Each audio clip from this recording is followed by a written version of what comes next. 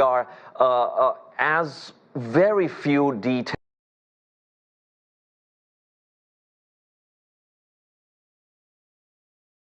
trickled through. What becomes apparent is a major shift in the U.S. administration, or at least in its public stance, and at the same time, a game changer for the Middle East. This intervention, do you think, will really change how the political map looks from now on?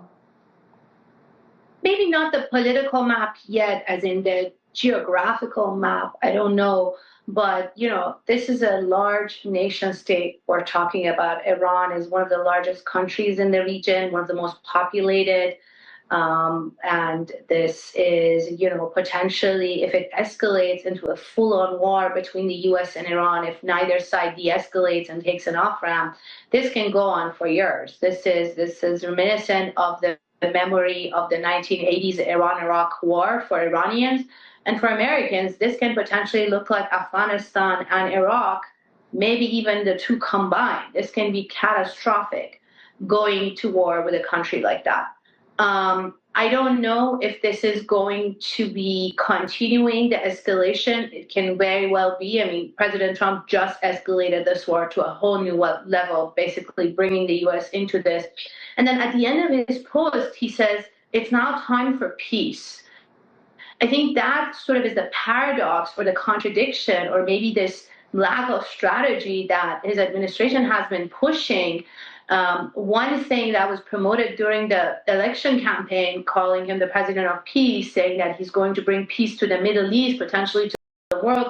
It was promised that he would end the war between Russia and Ukraine. It was promised that he would bring peace to the Middle East and the suffering in Gaza.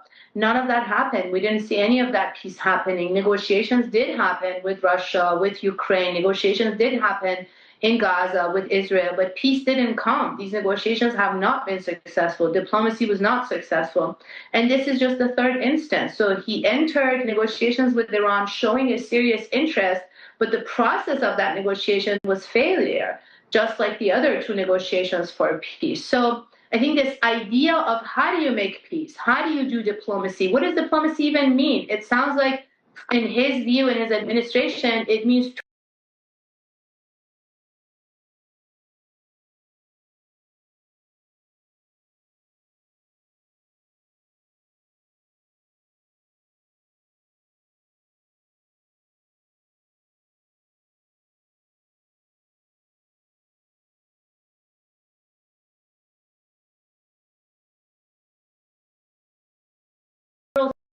lack of awareness and understanding of what it actually means to negotiate and to do diplomacy, the concessions that you have to make, the give and take. You go to the table, you give something and you take something. It's not just about giving. It's not just about taking and not giving. It's not about unconditional surrender. So I think this is basically the embodiment of that thinking and that course of action.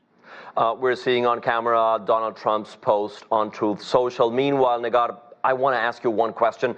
Leveraging your Iran expertise, is this a time where we should look at the minorities in the country, the Kurds and others? Could they be taking this as a cue for their own action and to advance their own interests? I mean, there are a lot of groups that are opposed to the central government in Tehran, minorities across the borders, like you mentioned, ethnic groups, also not just ethnic groups and minorities, various different middle class, working class who have political grievances, economic, social, cultural, and people have shown this in protest after protest against the government with very radical political slogans. And I think the Israelis were also hoping or depending on this to happen.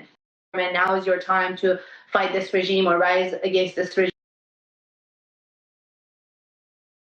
essentially signaling that they're weakening the regime and so the Iranians can take over. But we haven't seen anything in the past week. What we've seen in the country is just chaos and fear and shock and people scrambling to save themselves and their families from the bombing that, from the perspective of the civilians, it's random. There have been a lot of civilian casualties, 600 people between 400 to 600 people killed, thousands injured, and many people have been displaced in the country, not knowing where is safe and where they can go. So I think the immediate reaction right now to people is how to make myself safe, my family safe, potentially even leaving the country. People, the airspace is closed, but people are leaving the country by land wherever they can.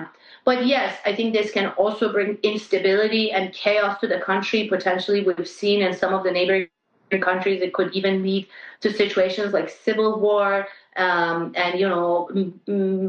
armed militias being formed. We saw in Iraq that happening. We saw in Afghanistan what instability and sort of this foreign attack and invasion can do to the country. So a lot can happen. I mean, it's still hard to predict right now. This is just an aerial bombing, but this is an escalation. And down the line, we can see the examples of Iraq and Afghanistan. I hope it doesn't come to the point of boots on the ground and American troops going to Iran. But if escalations happen, that's also not an impossible scenario to imagine right now.